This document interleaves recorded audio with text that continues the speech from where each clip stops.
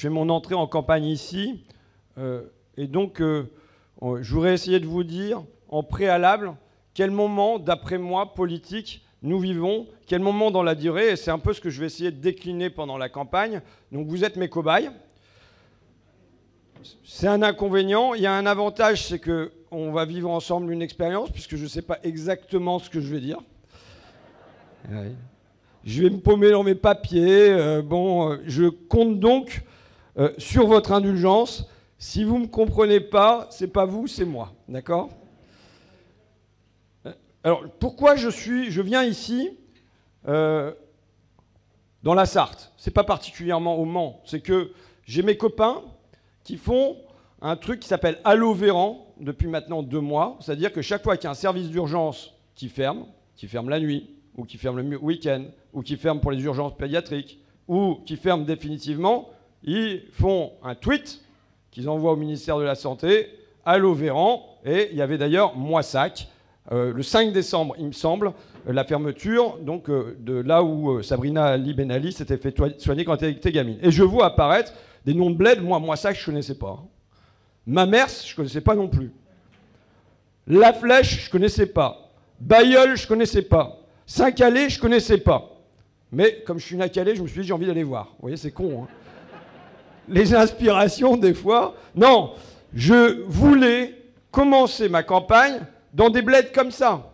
C'est-à-dire dans une France périphérique, des bourgs que je connais, dont on devine d'avance que le prix du mètre carré des commerces n'est pas cher parce qu'il y en a déjà un paquet qui ont fermé, que la maternité, ça m'a été confirmé, ça y est, c'est fermé, que la grosse industrie qui faisait vivre le coin, ici c'est une papeterie, mais je pourrais parler des chips et ainsi de suite, chez moi c'est fermé, et qu'il y avait sans doute à l'époque un bout de tribunal, c'est fermé aussi, et que là, c'est l'hôpital qui est maintenant en danger. Et je veux, moi, dans la campagne, faire entendre cette voix-là, faire entendre la voix de cette France aphone, de cette France qui s'est fait entendre pendant le mouvement des Gilets jaunes, et pour moi, je l'ai accueilli avec surprise et engouement. Pourquoi ? Parce que c'était ces gens que je connais, qui, pendant des décennies, étaient silencieux et qui sont entrés dans la parole. C'est ces gens qui étaient invisibles, qui ont revêtu un chahut fluorescent pour être hyper visibles sur les ronds-points. Et de manière plus importante, sans doute, ce sont ces gens qui étaient dans la résignation et qui sont entrés dans l'espérance. Malheureusement, il y a un risque pour qu'une bonne partie d'entre eux soit retournée à la résignation. Et donc notre travail, évident, c'est de les ramener de nouveau vers l'espérance. Notre gros combat qu'on va avoir à mener dans les semaines et les mois à venir. Avec aussi, je ne l'oppose pas, ça à la France des quartiers populaires. Quand je suis dans la manif ce matin, on me dit que vous êtes le 2e département où il y a le moins de médecins pour habitants. Mais quel est le premier ? La Seine-Saint-Denis. Donc il serait complètement stupide d'opposer une France rurale et blanche délaissée à une France d'enfants d'immigrés de couleur qui serait choyée. C'est pas vrai ça du tout, c'est que les deux sont abandonnés. C'est que la France populaire dans son ensemble, qu'elle soit blanche, qu'elle soit de couleur, qu'elle soit dans les campagnes ou qu'elle soit dans les banlieues, cette France-là, elle est abandonnée de Macron. Elle est abandonnée de la France d'en haut, elle est délaissée dans sa globalité. Parce que ce qui se passe là, ce qu'on m'a décrit cet après-midi sur l'hôpital de Saint-Calais, c'est pas né avec le Covid. Je disais Moissac 5 décembre, mais nos alertes sur Saint-Calais, elles datent du mois de septembre, d'octobre, de novembre. Qu'est-ce qui se passe en vérité aujourd'hui ? Si je replace la situation de l'hôpital dans la durée, même si ça a déjà été évoqué par mes prédécesseurs, avant le Covid, il y avait déjà une crise de l'hôpital. J'ai visité dans le coin, excusez-moi, pour moi, venant d'Amiens, le coin est large, Saint-Nazaire. Pour moi, c'est dans le coin. Bon. Voilà. Bon, à peu près, c'est la même région ou pas ? C'est déjà pas si mal, même si c'est peut-être une région que vous ne reconnaissez pas. C'est comme moi, Hauts-de-France, je ne connais pas, je connais que la Picardie, mais bon.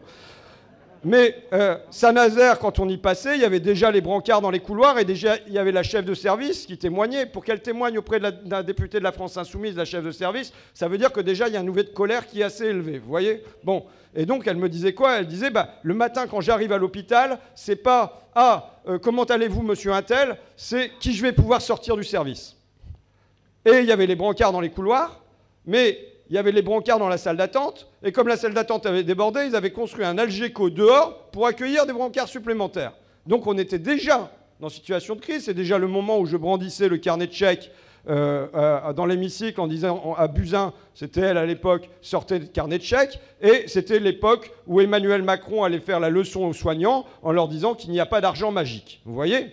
Donc, mais on va dire que ça s'inscrivait dans une tradition qui dure depuis 20 ans maintenant. Ça nous a été dit cet après-midi, puisque l'hôpital de Saint-Calais en est un emblème et a subi la fermeture du service de chirurgie. Puis on leur a dit on va mettre de l'ambulatoire, la fermeture du service de chirurgie ambulatoire. Donc c'est une attaque qui s'inscrit gouvernement après gouvernement. On a la chance pour l'instant de n'être associé à aucun. Profitons-en. Bon.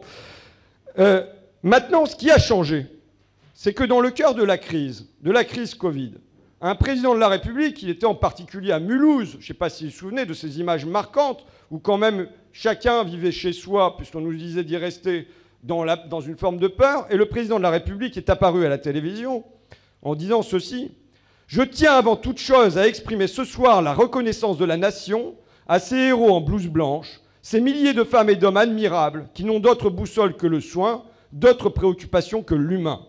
L'engagement que je prends ce soir pour eux, et pour la nation tout entière, c'est qu'à l'issue de cette crise, un plan massif d'investissement sera construit pour notre hôpital. » Bon, moi j'aime bien me souvenir des quelques moments où Macron a été de gauche, vous voyez, bon. Déjà, quand il a dit ça, je vais vous dire, il y a des petits trucs où je tiquais. Je me disais, mais pourquoi il dit qu'on doit attendre l'issue de cette crise pour avoir un grand plan massif dans les hôpitaux ? Alors que finalement, il a donné 4 milliards d'euros pour les start-up en mars 2020, en plein cœur de la crise. Il n'a pas attendu l'issue de la crise pour filer ces 4 milliards d'euros-là, pendant qu'il y avait 0 € pour l'hôpital. Pourquoi attendre l'issue ? Mais enfin bon, je me disais, là, quand même, vu la secousse qu'on a prise dans la figure, vu l'enjeu que ça représente pour le Français, vu la solennité des engagements du président, je vais vous dire, ah, on est con, j'y ai cru. J'y ai cru. Et premier budget de la sécurité sociale. Ah oui, il y en a qui disent vraiment, celui-là, vraiment... Eh ouais. Député d'opposition en carton, c'est comme ça. Premier budget de la sécurité sociale. Ensuite, que j'ai appelé à l'époque un budget de la honte. Et en fait, je pense que c'est ce budget-là qu'on paye encore aujourd'hui. Qu'est-ce qu'il disait ? Moins 1 milliard d'euros pour l'hôpital. Il disait 0 poste de réanimateur en plus, alors que les médecins, ils en demandaient 67. 67 postes pour toute la France. Attendez, c'est pas la mer à boire. 0. 0 en plus. Et la fermeture de 5700 lits. Alors vous savez, maintenant, quand on dit des trucs comme ça, moi je vais pisser, j'ai le droit à un fact-checking, de toute façon. Donc on a eu le droit à un fact-checking quand j'ai dit que 5700 lits, quand j'ai dit 19 300 lits fermés à l'hôpital, et donc Libération a fact-checké sous le mandat de Macron, et finalement ils sont arrivés à 19 600 lits fermés sous le mandat de Macron, c'était au-dessus de ce qu'on avait raconté. Donc bon, et qu'est-ce qui s'est passé ? Parce qu'il faut voir là que ça s'inscrit dans une contradiction. C'est-à-dire qu'avec tous ces engagements, Macron a fait quelque chose. Il a fait le Ségur, que moi je n'ai jamais contesté. Parce que vous voyez, Véran dans l'hémicycle, quand je lui pose une question, il dit « Vous, monsieur Ruffin, qui avez voté contre le Ségur ?» Je dis « Ah bon ? J'ai voté contre le Ségur, moi ?» Vous savez, ils le font avec une telle arrogance qu'on arrive à douter. Il y a tellement de trucs qui se passent là-dedans. Où est-ce que c'était ce bout-là ? Je me souviens plus, non. Alors, après, je vais vérifier. Les consignes de vote du groupe, c'était d'être pour. Bon, quand je me désolidarise du groupe, je sais pourquoi, j'ai bien réfléchi. Et sur le Ségur, je m'étais exprimé en faveur du Ségur en disant que ça ne réglait pas le problème central de l'hôpital. Quel était le problème central ? Alors, les salaires, je veux dire 183 € d'augmentation, on prend, c'est évident, c'est pour ça qu'on est pour. Mais le problème central de l'hôpital, c'est le sentiment qu'ont les gens de mal faire leur travail. Pour moi, c'est ça la clé. Et vous savez, c'est la clé dans plein de métiers. Moi, j'ai fait un rapport sur le burn-out à un moment où je me sentais moi-même en burn-out, et ça m'a permis de sortir du burn-out parce que j'ai pris le temps de respirer et de réfléchir à ma situation. Mais pourquoi ? Parce que je déposais trop d'amendements dans tous les sens, trop de lois dans tous les sens. J'étais devenu un hamster dans une roue qui avait perdu le sens de son travail. Et en fin de compte, en faisant ce rapport-là, je voyais que les gens, et c'est d'ailleurs la notion de burn-out est née dans le médico-social, ils se trouvaient en burn-out non pas seulement par la surcharge de travail, mais pour l'essentiel, par le sentiment d'avoir perdu le sens de leur travail. Et c'est ce qui se passe à l'hôpital. Quand je vais à l'hôpital de Péronne et que les infirmiers me parlent de ces brancards dans les couloirs et qui me disent, bah, écoute, on avait 4 personnes là de plus de 80 ans. On leur a fait passer la nuit avec de la lumière dans la tronche toute la nuit. Est-ce que j'ai envie que mes parents, est-ce que j'ai envie que mes grands-parents soient traités comme ça? Moi, je sors de là, ils me disent, je suis mal. Et je pense que s'installe comme ça, alors cet après-midi, on nous disait, les gouvernements nous prennent pour des machines. Tout est minuté, chronométré. Qu'est-ce qui reste de lien? Qu'est-ce qui reste de relation? Qu'est-ce qui reste de tendresse? Qu'est-ce qui reste d'affection? Qu'est-ce qui reste d'échange? Une fois qu'on réduit les soignants à des actes les uns après les autres. Et donc, s'installe comme ça un sentiment de maltraitance qui, pour moi, est au cœur de la crise de l'hôpital. Et qu'est-ce qui se passe quand Véran et Macron, ils suppriment encore des lits en pleine crise Covid? C'est que pour moi, ils éteignent la lumière au bout du tunnel. C'est-à-dire que le tunnel, il est dur. Il faut qu'ils bossent, les gens. C'est compliqué à l'hôpital. Mais au moins, il y avait l'espérance d'un après. Et on peut supporter beaucoup de choses pendant, si la lumière est allumée au bout du tunnel, et qu'il y a un après. Quand ils voient à l'hôpital de Péronne toujours que... Parce qu'ils ont dit, finalement, le Covid a été pour nous une parenthèse enchantée. C'est difficile à entendre, ça. Mais ils disent, voilà, dans notre hôpital, pourquoi? On nous a laissé faire notre métier. On nous a laissé soigner. On nous a laissé travailler comme il faut. Mais sitôt que ça s'est passé, qu'est-ce qui est venu nous redire l'administration? Plan de retour à l'équilibre, restriction pour cause de déficit. Voilà ce qui est revenu comme mot d'ordre. Et donc ça leur a coupé les pattes. Ça les a abattus. Sachant que l'Union européenne, c'est pour ça que je dis que Macron est là dans une contradiction, il est placé devant une contradiction, parce qu'il y a cet engagement sur l'hôpital, et il y a un devoir de longue durée réclamé par l'Union européenne. C'est un député européen allemand qui a noté qu'entre 2011 et 2018, la Commission européenne avait demandé 63 fois aux États de réduire leurs dépenses sur l'hôpital et de les privatiser, et que la plupart des fois, les États avaient obtempéré. Donc là, il y a une demande dans la durée. Donc Macron se retrouve face à cette contradiction-là qu'il gère. Comment il la gère aujourd'hui? Parce qu'on voit, ça a été dit, ils sont venus distribuer des chèques, là, apparemment au Mans, c'est ça? Ils ont fait un investissement sur les murs, Véran, il y a quelques semaines. C'est ça que tu nous as dit tout à l'heure. Hein. Bon. Donc ils ont commencé par faire de la distribution de billets comme ça à l'automne, pour pallier, pour mettre des espèces de pansements partout. Ça a été leur première stratégie. Sachant que pour moi, c'est un défaut politique de miser tout le temps sur les murs. Je reprends le cas de l'hôpital d'Amiens. On a construit un nouvel hôpital à Amiens, on a mis 1 milliard d'euros dedans. On a mis des belles plantes vertes. 25 000 euros de plantes vertes. Exotiques, machin, tout ça. Pourquoi? Parce qu'il fallait une belle vitrine pour concurrencer la clinique. D'accord? Les plantes vertes, elles ont crevé. On a remis pour 25 000 euros de plantes vertes. Il n'y a qu'un truc qu'on n'a pas pensé, c'est est-ce qu'on va avoir des soignants à l'intérieur? Vous voyez? Ça apparaît comme étant quasiment secondaire. Et je pense qu'il y a plein de dossiers qui sont traités comme ça par l'obsession des murs, c'est-à-dire on va construire un beau truc, on va avoir du beau béton. Je prends par exemple les quartiers populaires. Comment on pense l'action dans les quartiers populaires? On le pense en rénovation des habitats, pourquoi pas, hein, il en faut, hein. Mais on pense là-dessus. On va détruire des bars et on va en construire des nouvelles, ou construire des petites résidences. Mais qu'est-ce qu'on pense en termes d'animateurs? Qu'est-ce qu'on pense en termes d'éducateurs? Qu'est-ce qu'on pense en termes de possibilités pour... Vous pouvez, hein, si vous voulez. Hein. Bon. Qu'est-ce qu'on pense en termes de possibilités pour les gamins d'accéder au sport pour tous? Pour moi, c'est... Voilà, je veux que tous les gosses qui veulent jouer au foot, qui veulent jouer au ping-pong, qui veulent faire de l'escalade, qui veulent faire n'importe quoi, ils aient accès à ça. Qui veulent faire du théâtre, qu'ils aient accès au théâtre. Qui veuillent faire... Enfin voilà, qui veuillent faire de l'aquarelle, qu'ils aient accès à l'aquarelle. Il devrait y avoir une possibilité pour tous les gamins de ce pays d'accéder à des loisirs partout où ils se trouvent, que ça soit en zone rurale ou dans les quartiers populaires. Mais c'est pas comme ça qu'est pensée la rénovation urbaine. Si vous voulez, bon, après ça va traîner là. Bon. C'est pas comme ça qu'est pensée la rénovation des quartiers, c'est pensé strictement par les murs. Bon, mais vous prenez un autre exemple. Ça y est, c'est parti. Bon, c'est pas grave. C'est une parenthèse, puis j'ouvre une parenthèse à l'intérieur, puis à la fin, on est coincé dedans. Alors bon, les prisons. Comment est pensée la prison?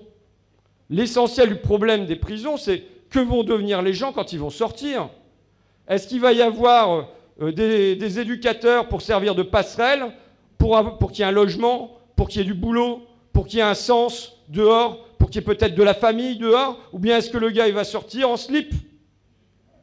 Et s'il sort comme ça, bah oui, son destin, il n'est pas remis sur les rails comme il faut. Et pourtant, comment on va penser ce problème-là? On va le penser qu'il faut construire des nouvelles prisons.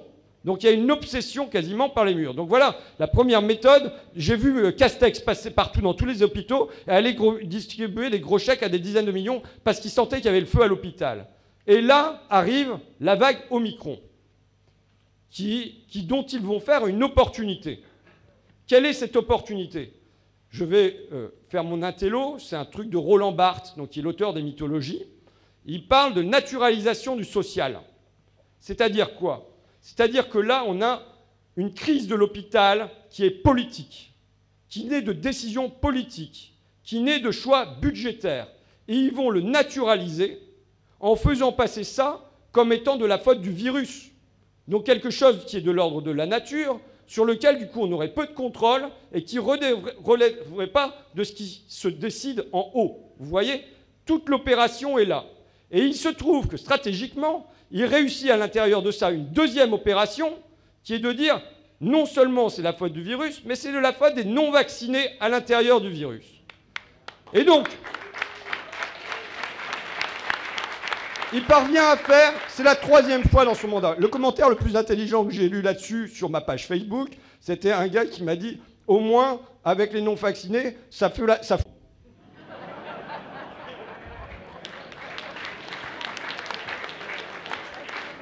Mais c'est la 3e fois qu'il fait ça. C'est la 3e fois qu'il s'applique à diviser et à organiser une bataille en bas. Pourquoi? Parce que tant que ça se bataille en bas, il n'y a pas une bataille du bas contre le haut. Et c'est ce qu'il nous faut. C'est la 3e fois.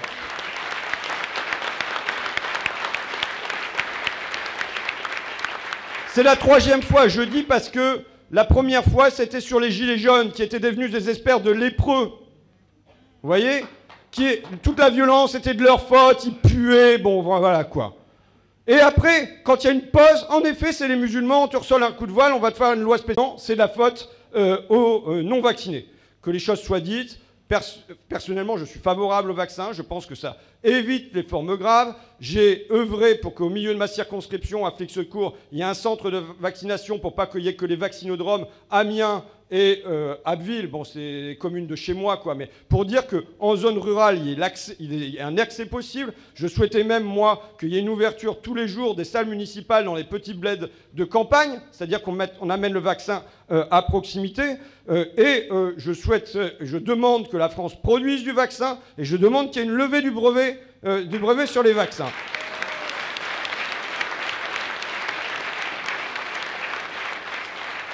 Une levée des brevets pour que, comme l'a fait Clémence avec beaucoup de... Alors, ça fait combien là? Ça fait 10 000 euros là?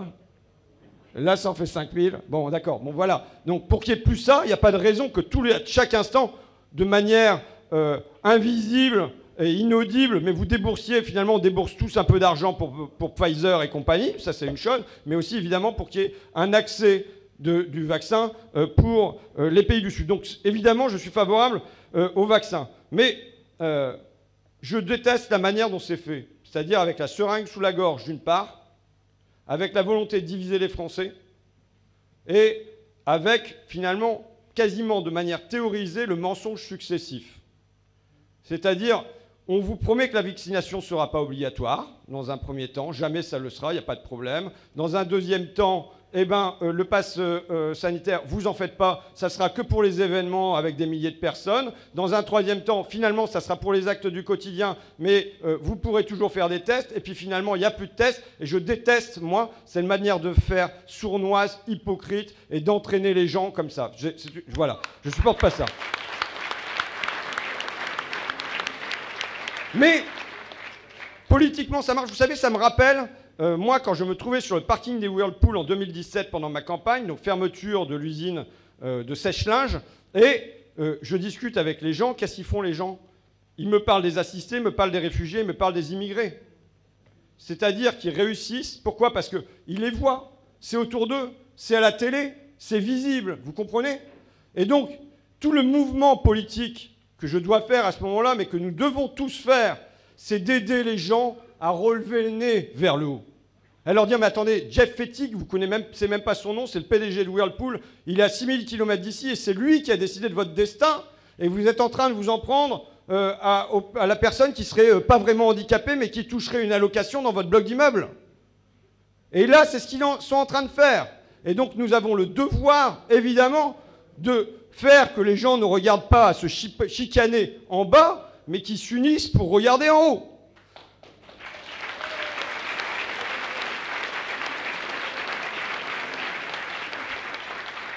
Qui s'unissent pour regarder tout ce qui n'est pas fait sur la crise sanitaire. Un article est paru la semaine dernière dans le British Medical Journal. On est condamné malheureusement à devenir quasiment des épidémiologistes. Alors franchement, ce n'est pas notre boulot. Mais des centaines d'universitaires ont signé un papier enjoignant les gouvernements de, je cite, ne pas tout miser sur le vaccin. Ils y font ça favorable, ce n'est pas la question, mais ils soulèvent des choses où ils disent, voilà, qu'est-ce qui n'est pas fait? Qu'est-ce qui n'est pas fait? Le masque FFP2. Alors là, je reviendrai après. Mais on n'en a pas. On en voulait. Nous, je ne sais pas si vous avez cherché à faire une commande pour ici, Mathias, de masque FFP2. Il y en a à l'entrée. Vous en avez réussi à en avoir beaucoup alors? Ouais, vous n'en avez pas 300. Parce que moi, j'ai cherché faire un événement la semaine dernière dans ma ville, enfin près de chez moi. Je voulais des masques FFP2, il n'y en avait pas. Rupture de stock. Bon. Sur les aérateurs, alors ce midi, j'ai eu un mec qui s'appelle Serge Letissier, je crois. Où est-ce qu'on allait bouffer? Au bistrot, sur la place du Mans. Et c'est le patron du bistrot. Il m'a montré, il a une grande affiche devant lui, comme quoi il a des aérateurs, filtrateurs et puis tout ça, et que ça élimine le virus à 99,6%, entièrement produit en France, avec de la plasturgie qui est faite à Rennes. Et donc il m'a fait visiter toute cette installation, il en a un petit bout dans les toilettes, il a des capteurs un petit peu partout. Donc je me suis vraiment informé sur les aérateurs. Il se trouve qu'en France, on investit depuis 2 ans 30 centimes d'euros en moyenne sur ça. En Allemagne, c'est 8 euros. En Irlande, c'est 21 euros. Donc c'est 70 fois plus qu'en France. Donc manifestement, il y a de la marge de manœuvre bon, il y a évidemment les tests. Je veux dire, qu'est-ce qui devrait se passer? Alors, on a encore une bagarre dans l'hémicycle. Normalement, ce qui devrait se passer, c'est qu'à l'entrée de ce meeting, tout le monde se teste. On s'auto-teste en 10 minutes. Bah oui. On s'auto-teste en 2 minutes. On voit qui est-ce qui est négatif, qui est-ce qui est celui qui est positif. Je veux dire, il n'y a pas besoin de lui faire un test PCR et que ça soit vérifié par un labo et qu'il soit certifié pour que le gars il comprenne de lui-même qu'il vaut mieux pas qu'il soit là. Je pense que tout le monde a assez de sens civique pour faire cette démarche-là. Quand on dit ça au gouvernement, il refuse les autotests. Il n'y a aucune stratégie sur les autotests. Donc, résultat, on va avoir des laboratoires d'analyse médicale qui sont surchargés parce que finalement, ça correspond à une politique de flicage, alors qu'on pourrait très bien se débrouiller à s'auto-tester et à s'auto-limiter dans notre circulation si jamais on voit qu'on est révélé positif. Tout ça, c'est donc le British Medical Journal qui ajoute bien sûr la levée de brevets. Et moi, il y a une mesure qui n'est pas du tout pensée, c'est ce qu'on a appelé depuis 1 an le aller vers. C'est-à-dire que la France est le dernier pays de l'Union européenne pour ce qui est la vaccination des plus de 80 ans. Qui est quand même une population cible. Franchement, à quoi bon vacciner des gamins qui n'ont aucune chance presque d'avoir des formes graves, alors que chez les personnes qui sont les plus fragiles, il ne va pas y avoir de vaccination. Ce n'est pas seulement parce que les gens ne veulent pas se vacciner. Ça a été montré maintenant, l'INSERM a sorti une analyse la semaine dernière qui dit que 40% des gens qui ne sont pas vaccinés, c'est parce qu'on ne leur a pas proposé. Donc là, il y avait une stratégie à mettre en branle avec le médecin généraliste, mais ceux qui me connaissent savent mon affection pour les auxiliaires de vie sociale. À aucun moment, on a demandé aux auxiliaires de vie sociale qui passent chez les personnes âgées de dire, ben voilà, est-ce que vous voudriez être vacciné, pas être vacciné? Vous imaginez mamie qui doit prendre un rendez-vous sur Doctolib si elle est isolée? Non mais voilà, c'est ça. La Startup Nation, elle pense comme ça. Ça nous dit une contradiction majeure, et j'y reviendrai après. Mais sur ce qu'est Macron et ce que réclame le moment. Que réclame le moment? Parce que vraiment, moi, vous savez, en général, quand on me dit ministre, je me dis, bon, il faut voir, hein, est-ce que je suis capable, pas capable? J'ai pas les diplômes qui ont été mis dans le bon ordre, enfin, je sais pas trop, je me sens encore un plouc de Picardie, voilà, quoi. Mais, franchement, il y a des moments, alors il y a des moments qui sont des moments révélateurs. Je veux dire, je suis à côté de Jean-Baptiste Djebari. Alors, il y a une fois, par exemple, je suis devenu député. Pourquoi? Ça y est, c'est parti dans mes œuvres. Mais je suis devenu député. Pourquoi? Parce qu'un jour, en tant que journaliste, je suis allé faire une interview de Pascal Boitard, qui était secrétaire d'État aux personnes âgées, mais qui était députée de chez moi. Et je vais faire une interview d'elle, mais je me dis, putain, mais elle est nulle. Je pourrais être député.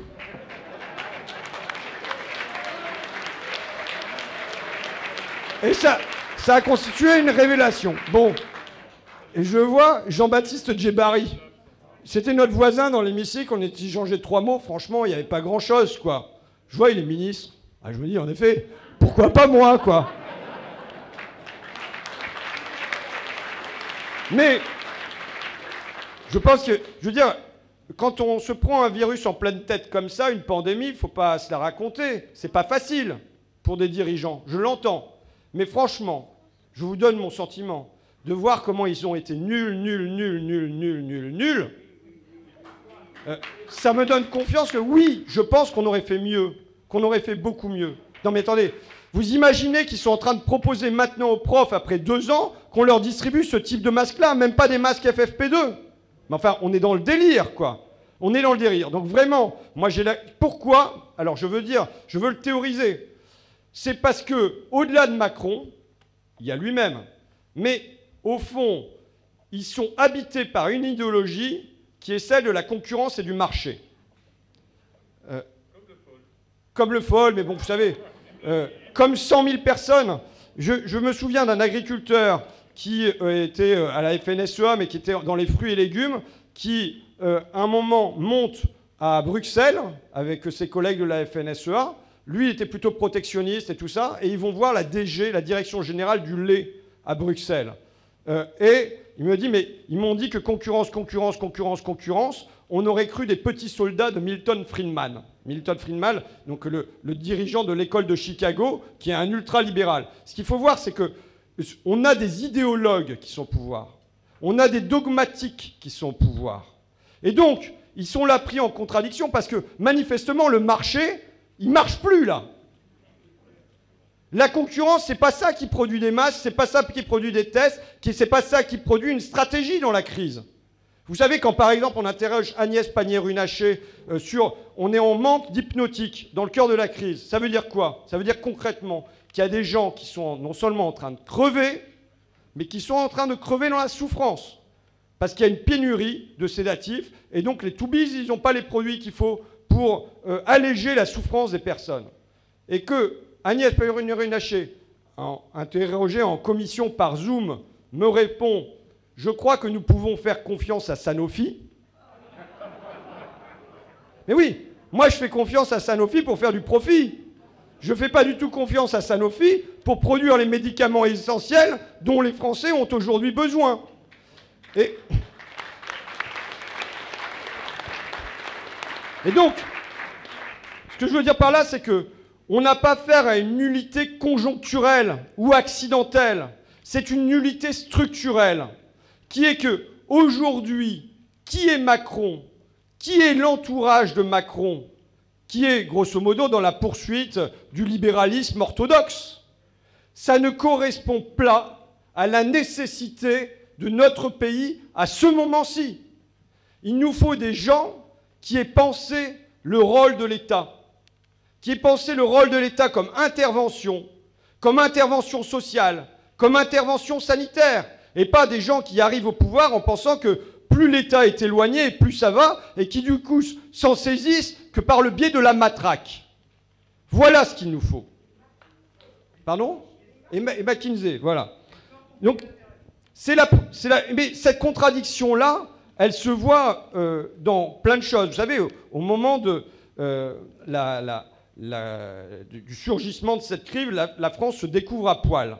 Pour ma part, qui suis un spécialiste de l'industrie et qui souhaite vraiment un retour d'une industrie en France, ça n'est pas une surprise. Mais on se découvre incapable de produire des masques, incapable de produire des réactifs, incapable d'avoir des médicaments. On se découvre incapable d'avoir des surblouses. Moi, dans mon coin, les surblouses pour l'hôpital d'Abbeville, vous me raconterez comment ça s'est passé ici, mais c'est des soignants, et ma mère et des copines, qui sont allés acheter des mètres de toile pour les jardins chez Jardiland, et qui sont allés faire ça sur leur machine à coudre pour les soignants.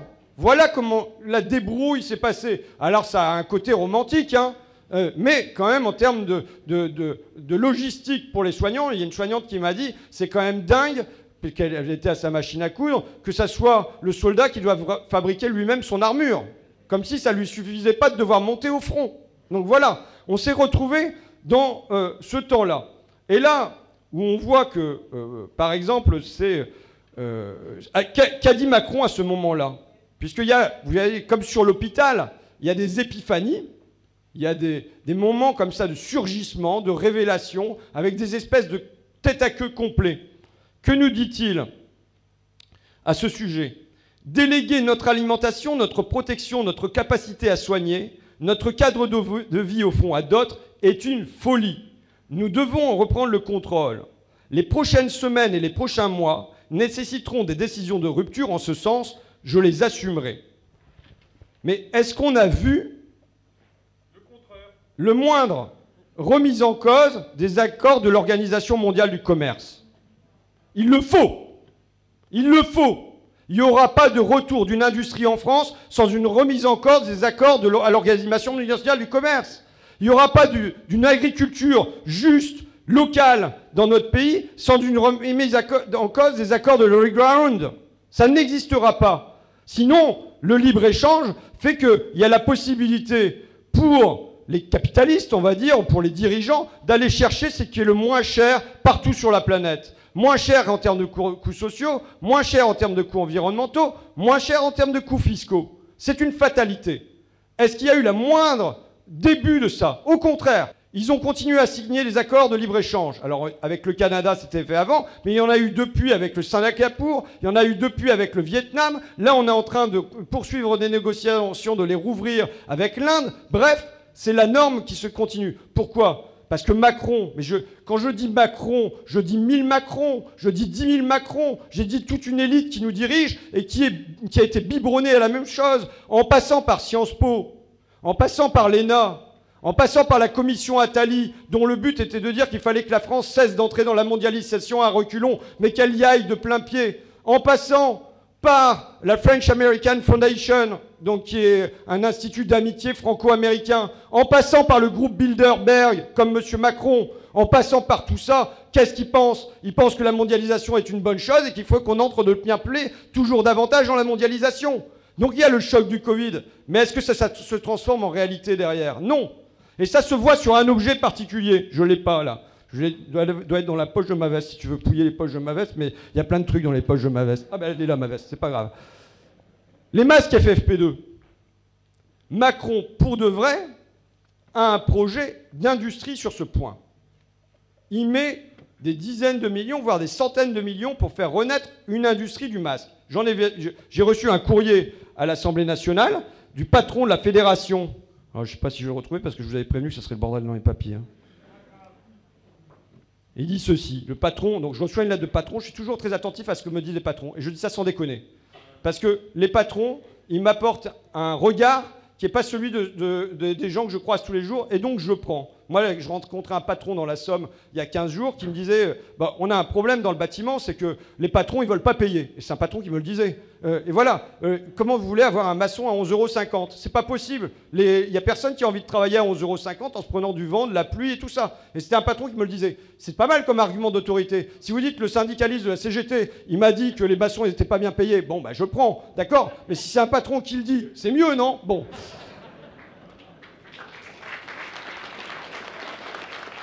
C'est pour ça que j'ai toujours voulu réaliser une interview de Bernard Arnault. Mais enfin bon. Donc le courrier du président des producteurs de masques. Face à la concurrence étrangère faussée, le risque d'un retour à la case départ est réel et le pronostic de survie des masques made in France engagé. Le gars, il habite Frontignan, du côté de Montpellier, c'est là où j'ai acheté mes belles pompes. Mais bon, donc parce que je vais visiter les usines françaises, j'achète des trucs dans les usines françaises. J'ai le caleçon, les Français aussi, mais je vous le montrerai pas. Mais bon. Mais et donc, il y a même le drapeau tricolore dessus. Mais bon, enfin, c'est comme ça. Ouais, ça vous tente, mais c'est pas grave. Mais donc, je vais visiter son usine de masques au gars, et il me dit, donc là, le salarié, il me dit, bon, voilà, en fait, on vient travailler juste 2 heures par jour. Je dis, ah bon? Parce que la France n'a pas besoin de masques? Bah non, mais bon, voilà, on vient 2 heures par jour. En fait, aujourd'hui, on vient juste pour vous. La capacité de production de l'usine est de 800 000 masques. En fait, elle était quasiment à l'arrêt. Ils ont installé des nouvelles machines, tout est installé neuf. Ils font venir le fil, il vient de Grenoble. Enfin, tout est de produits locaux, des produits locaux. Dans le masque, 100% produits locaux. Mais ils me disent, on a un seul problème, c'est qu'on n'arrive pas à les vendre. Pourquoi? Parce que ils achètent tout. Tout est acheté aux importateurs chinois. Vous voyez? Donc, oui, donc voilà. Donc c'est-à-dire que là, on voit bien la contradiction dans laquelle se trouve pris Macron. D'un côté, on veut faire renaître l'industrie en France, et d'un autre côté, on ne met pas en place une politique commerciale qui correspond à la politique industrielle. Pourquoi? Parce que ce sont des outils dont Macron, les 1000 Macron, les 10 000 Macron, toute cette élite-là qui est biberonnée à ça, refuse de se saisir. Les quotas d'importation, les taxes aux frontières, les barrières douanières sont une nécessité si on veut pour de vrai avoir des masques, des médicaments et ainsi de suite qui sont produits en France. Mais comme ce sont des outils dont ils refusent de se saisir, eh ben ils sont condamnés à avoir une politique hémiplégique qui n'a aucun sens. Alors là, sans doute qu'il y a des boîtes de masques qui vont être sauvées grâce au retour de Omicron, mais ce truc de stop and go n'inscrit pas quelque chose dans la durée. Le troisième point sur lequel, pour moi, il y a une contradiction qui a été posée dans la crise, qui est au cœur de mon film, Debout les femmes. J'ai oublié le titre, vous voyez. Quand Macron déclare « Il faudra nous rappeler que notre pays tout entier repose aujourd'hui sur ces femmes et ces hommes que nos économies reconnaissent et rémunèrent si mal. » Et qui dit, citant la Déclaration universelle des droits de l'homme, « Les distinctions sociales ne peuvent reposer que sur l'utilité commune. » Donc, évidemment, dans ce moment-là, c'est le moment où je pose ma proposition de loi pour les femmes de ménage, c'est le moment où j'essaye de bagarrer pour les auxiliaires de vie sociale, pour les assistantes maternelles, pour les accompagnantes d'enfants en situation de handicap. Mais, qu'est-ce qu'ils font, finalement? Ils font une chose... Alors, attendez, où est-ce que c'est mon machin? Parce que c'est un super document. Ils font produire un rapport qui s'appelle le rapport RL. Je ne sais pas si vous en avez entendu parler. C'est un rapport que je conseille vraiment à tous les syndicalistes, dont je conseille vraiment la lecture à tous les syndicalistes, parce qu'elle pose un diagnostic qui est très clair. C'est quoi? C'est on identifie 17 métiers qui sont, moi je ne les retrouve pas, mais bon, 17 métiers qui sont les métiers qu'on a considérés comme étant de deuxième ligne. Donc, il y a auxiliaire de vie sociale, il y a agent d'entretien, mais il y a aussi tout ce qui relève de la logistique. Il y a les maçons, il y a les ouvriers de l'agroalimentaire, enfin, un certain nombre de métiers comme ça, et dont le rapport commandé par le ministère du Travail montre qu'ils sont payés sous le SMIC.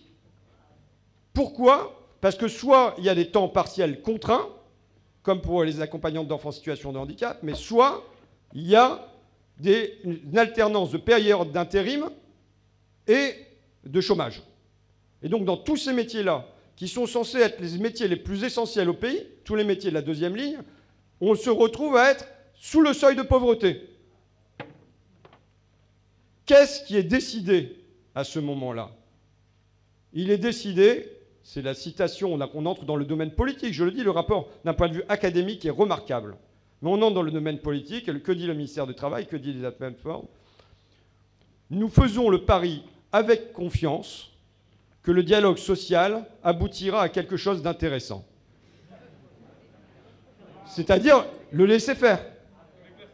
C'est le laisser-faire qui se poursuit. Et je le redis, ce n'est pas accidentel. C'est parce qu'ils refusent de se saisir de leviers qui viendraient, là, je pense que l'essentiel se passe sur la régulation du temps de travail, sanctionner les temps partiels contraints et sanctionner l'usage des contrats d'intérim dans tous ces secteurs-là. Pour vous dire pourquoi je m'engage auprès de Jean-Luc Mélenchon, est-ce que je crois que demain, Emmanuel Macron va à nouveau avoir une épiphanie et relever la digue dans les hôpitaux? Non. Qui peut le faire? J'entends rien. C'est mou, j'entends rien. Ah ben disons, c'est mou, hein. Disons, il va falloir réchauffer ça dans les semaines à venir. L'industrie dans le pays, en se saisissant d'outils, oui, protectionnistes, quotas d'importation, taxes aux frontières, barrières douanières. Qui peut le faire? Oh, non, c'est mou. Nous, d'accord, ça me va. Qui peut relever au minimum, au-dessus du seuil de pauvreté, à un SMIC à 1 500 €, les métiers qui ont été déterminés comme étant de deuxième ligne et essentiels dans notre pays? Est-ce que ça sera Emmanuel Macron? Ça sera qui? D'accord, ça me va. Je poursuis ou j'arrête là? Je sais pas, je me sens... Ça va, je poursuis ou quoi? Ouais. On arrête? On continue, bon d'accord. Bon, tant pis pour vous. J'ai pointé là, à mon sens, c'est ce que je voulais vous dire. Alors je vais y venir. Alors tiens, on commence par ça. Allons-y. Une bonne raison de se faire Macron. Tiens, file-moi ça. C'est pas clair, le tableau est pas clair, mais bon, c'est trop petit. C'est pas grave, je vais vous le faire. C'est de l'impro là, hein. On l'avait prévenu, d'ailleurs. La première fois que je suis passé au Mans, c'était pour projeter Je veux du soleil. Non. C'était pour projeter Merci Patron. Excusez-moi. Vous étiez là? C'est Renaud, c'est un gag de... Bon, vous étiez là? Bon, et au cabaret machin, vous étiez là? Bon. Je sais pas si Mathias se souvient. On allait manger pendant le film, parce que je l'avais déjà vu. On allait manger dans un bistrot à côté, avec à l'époque un militant du PSG, un jeune gars, qui s'appelait Tobias. Et là, vous vous en souvenez? Il y en a qui s'en souviennent? Et là, on est en train de manger nos hamburgers, là, comme ça. Tout va bien. Et puis, on parle du film. Et dans un moment, dans le film, il y a ma famille du nord de la France qui dit, bah voilà, nous, des fois, on mange juste un bout de fromage sur du pain parce qu'on n'a pas les moyens. Et Tobias nous dit là, moi, il y a des jours où je ne mange pas. Et moi, c'était la première fois que j'avais un jeune qui me disait ça. Des ouvriers licenciés en galère et tout ça, ça m'était déjà arrivé. Et je me souviens du silence de nos mâchoires à ce moment-là. De ce temps qui s'arrête avec ce gars qui est en face de nous, qui milite avec nous, qui, des jours, est obligé de sauter des repas parce qu'il n'y a pas le moyen de mettre quelque chose dans son assiette. C'était une situation exceptionnelle. Cette situation exceptionnelle est quasiment devenue, non pas une norme, il ne faut pas exagérer, mais une situation courante. On a vu, depuis 2 ans, des queues de jeunes pour aller chercher un colis alimentaire devant un gymnase, Bon, il y a le fils de Coluche qui dit que 52% des personnes qui viennent au Resto du Cœur ont moins de 25 ans. Vous voyez? Bon, voilà, ça s'est installé dans la société, la pauvreté de la jeunesse s'est installée dans la société, comme hier, avant les retraites, il y avait une pauvreté de la vieillesse. Je pense que c'est un fait politique, il n'y a pas à naturaliser ça, il y a à le combattre. Voilà pourquoi j'avais proposé dans l'hémicycle, à minima, ça ne me paraît pas suffisant, mais que, puisque la majorité politique est à 18 ans, on peut voter, que puisque la majorité pénale est à 18 ans, on peut aller en prison, que la majorité sociale soit elle aussi à 18 ans et qu'on puisse percevoir le revenu de solidarité active. Vous savez que ça m'a été refusé. Hein, ça nous a été refusé. Bon, je leur ai dit, je sais pourquoi vous me le refusez, parce que ici, dans cette assistance, il n'y a pas un de vos enfants, il n'y a pas un de vos petits cousins qui a affaire à la queue pour aller chercher un colis alimentaire. Si demain, je parle aux députés, hein, c'est pas vous que je parle, hein, d'accord. Si demain... Ça vous arrivait dans votre famille, à vos gosses, le sentiment d'humiliation qu'il éprouverait, si vous en faisiez pas, ça aurait changé tout de suite. Ça veut dire quoi? Ça veut dire que les classes, ça existe. Hein, et que le déterminant de classe, quand on entre dans un hémicycle, est-ce qu'on vote, est-ce qu'on vote pas, c'est essentiel. Mais là, alors déjà, on était dans l'indécence, il va falloir que je vous le dise, mais ça, c'est une publicité du gouvernement. Je pense que, en soi, elle vaut réquisitoire contre Macron. C'est une publicité, mais elle vaut réquisitoire. Cette publicité est suffisante pour nous donner une raison de le chasser, parmi les 694 qui peuvent exister. Qu'est-ce qui est écrit? Je veux aider.gouv.fr. Donc c'est un site gouvernemental. Information, 37% des 18-24 ans sautent au moins un repas par semaine pour des raisons financières. Donc ça paraît objectivé. On nous dit que la situation elle est grave. C'est plus d'1 sur 3. Qu'est-ce qui nous est proposé? Avec StudHelp, vous pouvez aider un étudiant grâce à des dons alimentaires. Pour devenir donateur et soutenir un étudiant en difficulté, rendez-vous ici, jeveuxaider.gouv.fr. Vous imaginez? Quand les entreprises sont en difficulté, on ne dit pas allez leur porter un petit colis alimentaire ou n'importe, on sort le carnet de chèques, on fait des prêts garantis par l'État, on fait du chômage partiel, et je ne le conteste pas. Mais que 2 ans après le début de la crise, la réponse qui soit faite par le gouvernement, c'est de dire allez poser un colis alimentaire. Je citais Roland Barthes tout à l'heure. J'en viendrai à un propos à une phrase de Roland Barthes qui disait « Il ne faut pas que les signes de la charité remplacent la réalité de la justice ».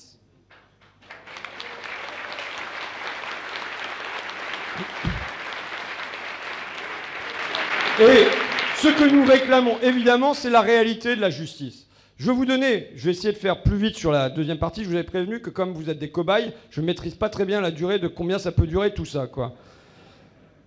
Vous dire que, de mon point de vue, il y a une autre contradiction encore plus profonde dans le temps présent, et pas seulement sur le Covid, entre l'aspiration du pays et Macron. Je pense que ce que nous vivons, là je cite Gramsci, c'est un grand temps de détachement de l'idéologie dominante. Ça veut dire quoi ? Ça veut dire que les mots clés qui ont fait le discours politique depuis 30 ans, croissance, concurrence, mondialisation, ce sont des mots usés. Ce sont des mots qui ne font plus envie. Voire ce sont des mots qui dégoûtent et qui éloignent. Pardon ? Les votes. Alors allons-y. Plutôt que la croissance, il faut le partage. Plutôt que la concurrence, il faut l'entraide. Plutôt que la mondialisation, il faut la relocalisation.